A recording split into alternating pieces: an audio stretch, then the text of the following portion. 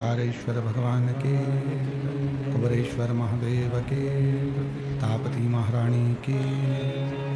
हर हर महा, हर हर महा, हर हर महादेव। काशी विश्वनाथ ओगड़दानी त्रिकालदर्शी कैलाशी अविनाशी भगवान शिव, जिनकी पुनीत पावन पवित्र शिव महापुराण की कथा भगवान देवादिदेव महादेव की पवित्र करुणा, कृपा और उनकी उदारता से श्रवण करने का सौभाग्य बाबा देवादिदेव महादेव भगवान शिव की ये पवित्र पावन भूमि भुसावल माँ ताप्ती का पवित्र तट, जहाँ भगवान शिव की पवित्र पावन कथा श्रवण करने का सौभाग्य प्राप्त हुआ है। सभी भुसावल के रहने वाले जीजी जीजाओं को बहुत सालों से इंतजार था इस पवित्र कथा का।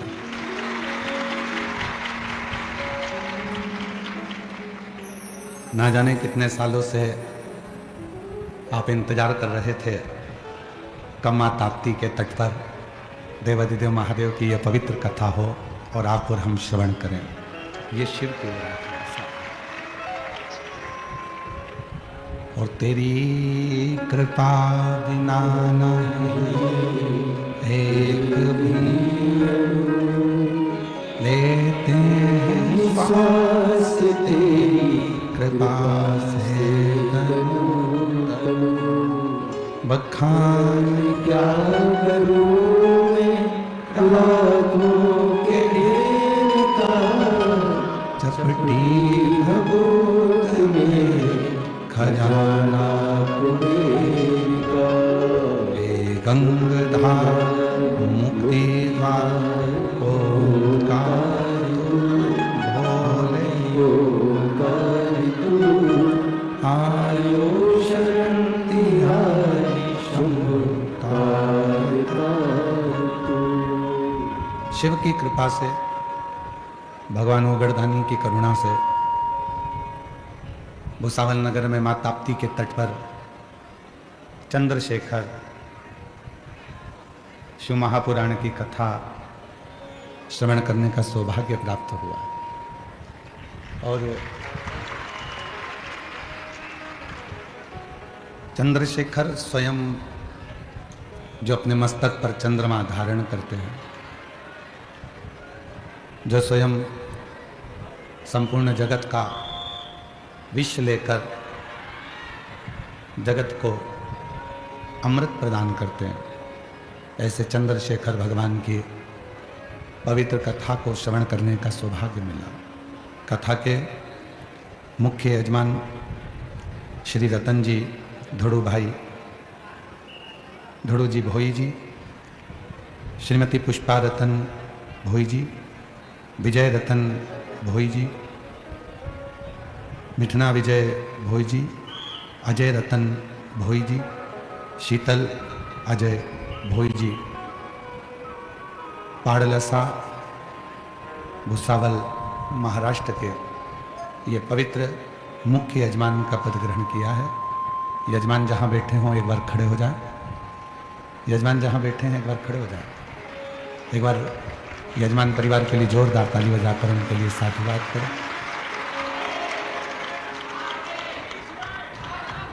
जिन्होंने इस पवित्र पावन शिव महापुराण की कथा को करवाकर संपूर्ण जगत को सुख प्रदान किया। मैं संपूर्ण भोई परिवार को बहुत बहुत साधुवाद देता हूँ, जिन्होंने भुसावल नगर में इस कथा को कराकर संपूर्ण क्षेत्रवासियों का कल्याण किया। ये पवित्र अवसर है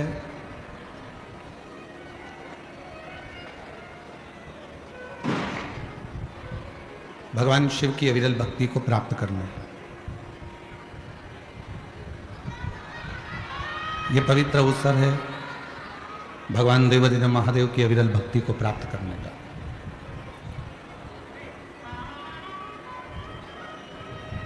और जिस महादेव की कथा को संपूर्ण देशवासी, विदेश में बैठे हुए, देश में बैठे हुए सनातनी इस पवित्र कथा को जो सुन रहे हैं, ये कथा कोई साधारण सा कोई विषय नहीं। इसको तो हमने जहां तक कहा है कि ये कथा भी नहीं है। हम तो इसको कहते हैं कि अपने पिता से, जैसे पहले फोन घर घर में नहीं होते थे, घर घर में मोबाइल नहीं होते थे, फोन नहीं होते थे, तो मार्केट में फोन बूथ होता था।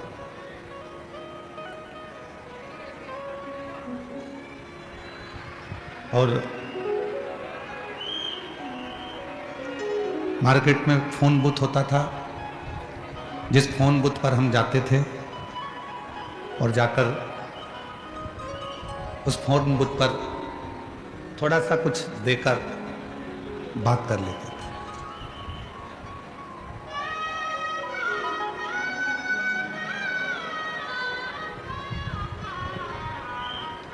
उस फोन बूथ पर जब पहुंचते और थोड़ा सा पैसा जमा कर कर फिर बात करते।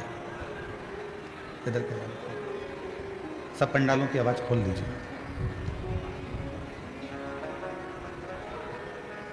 जो भी चार्ज बनता उस फोन पर बात करने का वो दे देते और बात कर लेते। तो कोई कहे कि ये शिव महापुराण की कथा है, तो हम कहेंगे कि ये कथा नहीं है, ये पुराने जमाने का फोन बूथ है, जिस पर पहुंचकर समय देकर परमात्मा से बात करी जाती है।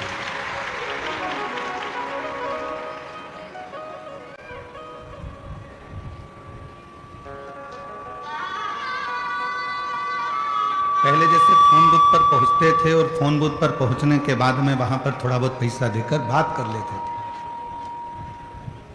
ये वो पंडाल है जिस पंडाल में केवल कथा नहीं होती है।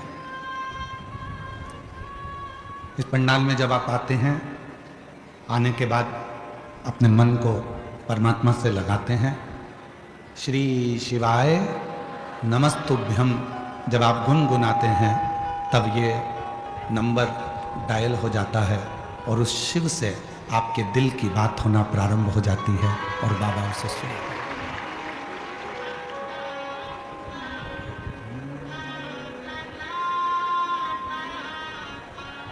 मैंने तेरे ही भरोसे बाबा, तेरे ही भरोसे हवा बिच उड़ती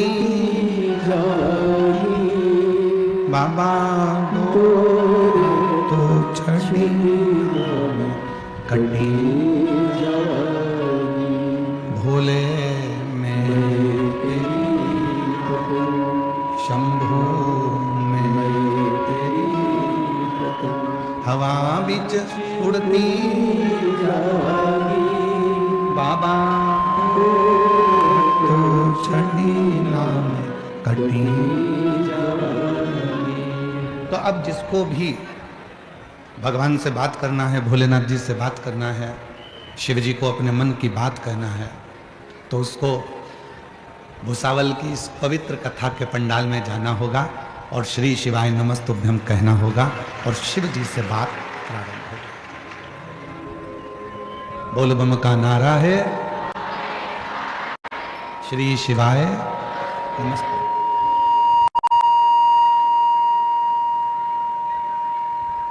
अच्छा, दो चीजों का जबरदस्त यदि आनंद लेना है, दो चीजों का यदि जबरदस्त आनंद लेना है, तो वो आनंद केवल बचपन में मिल सकता है। एक है भजन का और दूसरा है भोजन का। भजन का आनंद भी बचपन में मिलता है। सुंदरकांड का पाठ हो रहा है, बच्चे घर पे कहकर चले गए, मम्मी अभी आ रहा हूं। कहां जा रहा है? सुंदरकांड में। कहां जा रहा है? कीर्तन में। गजानन महाराज का कीर्तन हो रहा है, धुनी वाले दादाजी का कीर्तन हो रहा है, श्री गुलाबराव जी का कीर्तन हो रहा है।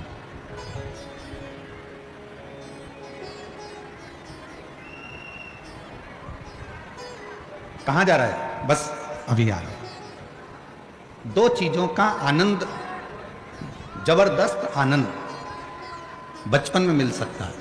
एक भोजन का आनंद, दूसरा भजन का आनंद। भोजन का आनंद भी बचपन में जो होता है, कुछ भी मिल जाए खाओ, और खाया पच भी गए, फिर खाया फिर पच गए। दो चीजों का आनंद बचपन में मिलता है, और वो है भजन का आनंद और भोजन का आनंद। ये बचपन में नहीं मिलता, ये बचपन में मिलता है।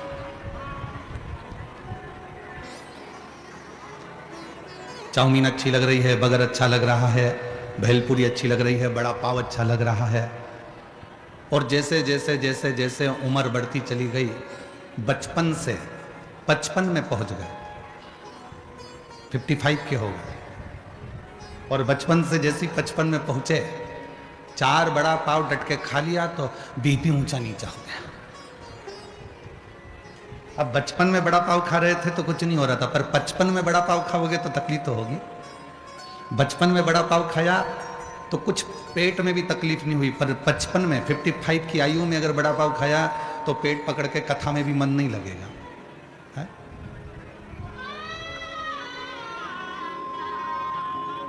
तो भजन का और भोजन का, दोनों का आनंद बचपन में, दोनों का।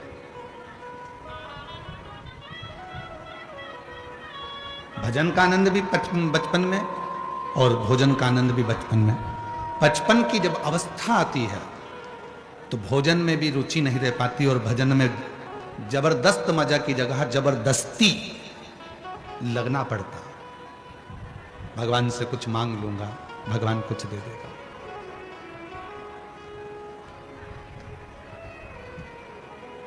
तो जितने भी भुसावल की मेरी जीजियां बैठी हुई हैं, भुसावल के मेरे जितने भी जीजा जी बैठे हुए हैं, जितने बेटी बैठी हैं, जितने बेटा बैठे हुए हैं, जितने बुजुर्ग माँ बाप बैठे हैं मेरे, उन सब से निवेदन है, यदि आप शिव महापुराण की कथा में पहुंचे हो, कोई तुमसे पूछे कि कथा सुनने आए हो, मना कर देना। हम तो फोन का जैसे बुत होता है, पुराने समय में घर घर फोन नहीं होते थे, मोबाइल नहीं होते थे, तो फोन वाले की दुकान पर फोन बुत पर जाकर बात करना पड़ती थी। उसी तरह कोई से मत कहना कि कथा में गए, हम तो फोन बुत पर गए हैं और जाकर बाबा से अपने दिल की बात कर रहे हैं। नंबर लगाया है, उस बाबा से बात कर रहे हैं, उस परमात्मा से बात कर रहे हैं। और शंभु शरणे मांगू घड़ी घड़ी दुख काटो, दया करी निदर्शन आपो। शंभु शरणे मांगू घड़ी घड़ी दुख काटो, दया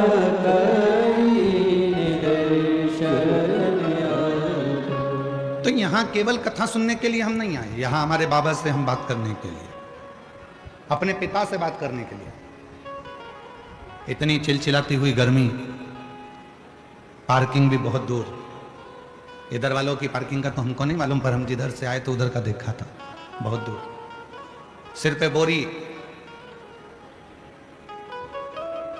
अभी हम देख रहे थे, ऐसा माथे पे बोरी रख के और इधर छोरा छोरी रख के, और श्री शिवाय नमस्तुभ्यम, श्री शिवाय नमस्तुभ्यम, श्री शिवाय नमस्तुभ्यम, श्री शिवाय नमस्तुभ्यम, और चले जा रहे चले जा रहे चले जा रहे बोरी लेके से।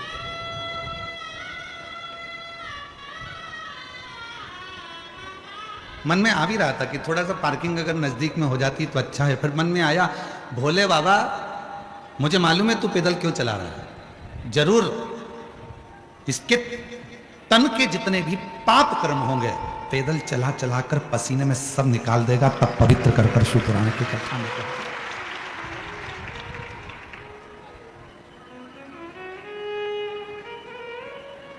और पार्किंग पे कुछ लोग हमने देखा, जब वहां पर बैरिकेड पे कार्यकर्ता खड़े थे, पुलिस वाले खड़े थे, तो कुछ लोग अपनी जबरदस्ती भी कर रहे थे, हटो, पहचानते नहीं मेरे को। वो उनकी भाषा में बोल रहे थे, मराठी भाषा में, हमको इतना ध्यान नहीं आता है। वो कुछ कुछ भाषा समझ में आ जाती है पर पूरी पूरी नहीं आती। हटो, तुम हमें पहचानते नहीं हो। उनको देखकर भी आनंद आ रहा था कि बताओ, जरा सी पहचान पार्किंग से अंदर लेकर आ जाती है, तो भोलेनाथ जी से थोड़ी सी पहचान हो जाए तो वैकुंठ का दरवाजा भी अंदर प्रवेश करा जाए। थोड़ी सी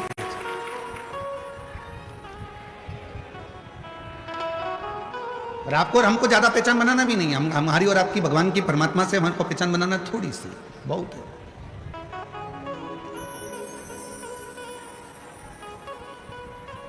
और वो थोड़ी सी पहचान जब हमें, और देखो पहचान की तो बात है, थोड़ी सी पहचान तुम्हारी हुई, थोड़ी सी जान पहचान तुम्हारी हुई तो तुम आगे आके बैठ गए।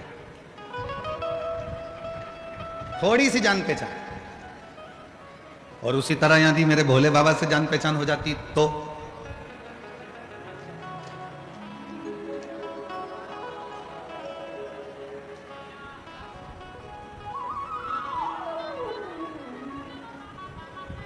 अभी आशीष जी बोल रहे थे, गुरुजी आपने बोला था चंद्रमौलेश्वर कथा को बांचेंगे आप भूसावल में। तो जैसे आशीष जी ने बोला तो हमारे स्मरण में आया कि भगवान शंकर ने चंद्रमा अपने मस्तक पर क्यों धारण किया। उसको तो श्राप दे दिया था दक्ष प्रजापति ने, कितना दुर्बल हो चुका था। सबसे दुबला चंद्रमा, सबसे क्षीण चंद्रमा, सबसे दुबला चंद्रमा, सबसे पतला चंद्रमा दूज का होता है। जो द्विज का चंद्रमा होता है वो एकदम पतला सा, एकदम दुबला सा होता है, एकदम।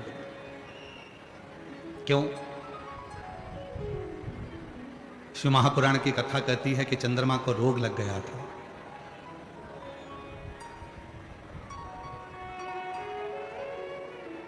और चंद्रमा को रोग लगा, ऐसी बीमारी चंद्रमा को लग गई कि उसका शरीर धीरे धीरे धीरे धीरे क्षीण होने लगा।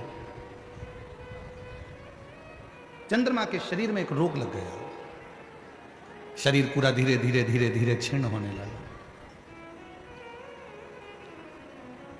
ये रोग नहीं लगता, दक्ष प्रजापति का श्राप भी चंद्रमा को नहीं लगता, रोग भी नहीं लगता, श्राप भी नहीं लगता। लगने का कारण केवल एक था, स्वयं चंद्रमा। दुनिया में किसी की सामर्थ्यता नहीं है कि कोई आपका बुरा कर दे। दुनिया में किसी की सामर्थ्यता नहीं है कि कोई आपका बुरा कर दे। दुनिया में किसी की सामर्थ्य नहीं है कि कोई आपको श्राप भी दे दे, क्योंकि श्राप देने वाला व्यक्ति भी ऐसा होना चाहिए कि जिसकी जिंदगी में कभी कोई निंदा ना हो। श्राप देने वाला व्यक्ति भी ऐसा होना चाहिए जिसकी जिंदगी में कोई पाप ना हो। श्राप देने वाला व्यक्ति भी ऐसा होना चाहिए जिसकी जिंदगी में उसने कभी किसी का दिल ना दुखाया हो। श्राप देने वाला व्यक्ति भी ऐसा होना चाहिए जिसने अपनी जिंदगी में कभी किसी के लिए आड़ा टेढ़ा ना कहा हो। श्राप देने वाला व्यक्ति भी अपनी जिंदगी में ऐसा होना चाहिए जिसने जीवन में किसी का दिल ना दुखाया हो। श्राप देने वाला व्यक्ति भी ऐसा होना चाहिए जिसके एक एक रोम से 3.5 करोड़ रोम में से केवल भगवान का नाम निरंतर निकल रहा हो। ना भूख लगे, ना प्यास लगे, ना कहीं जाना, ना कहीं आना, ना अपने भवन से निकलना, ना कहीं भवन से बाहर जाना, केवल भजन, केवल भजन, केवल भजन में डूबा रहे, तो उसका श्राप लग सकता। पर आज का व्यक्ति कहे मैं तुझे श्राप दे दूंगा तो कितना हो, दे दे, ला, कोई दिक्कत नहीं है, उसमें कोई टेंशन नहीं, चल दे दे।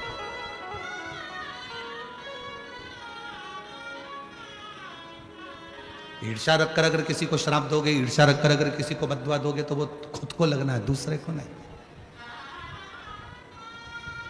किसी की सामर्थ्यता नहीं है कि कोई तुम्हारा बुरा कर दे। बुरा कौन करता है? अपन स्वयं। कई माताएं ऐसी हैं, कई भाई ऐसे हैं, कई जीजी ऐसी हैं, कई जीजा ऐसे हैं, कई बेटियां ऐसी हैं, कई बेटा ऐसे हैं। एग्जाम देने जा रहे हैं तो भी मन में सोच रहे हैं, मुझे लगता है कि मेरा ये वाला पेपर बिगड़ेगा। तुमने जब मन में विचार कर लिया कि मेरा ये वाला पेपर बिगड़ेगा, तो मित्रों कैसी लगी आपको ये वीडियो?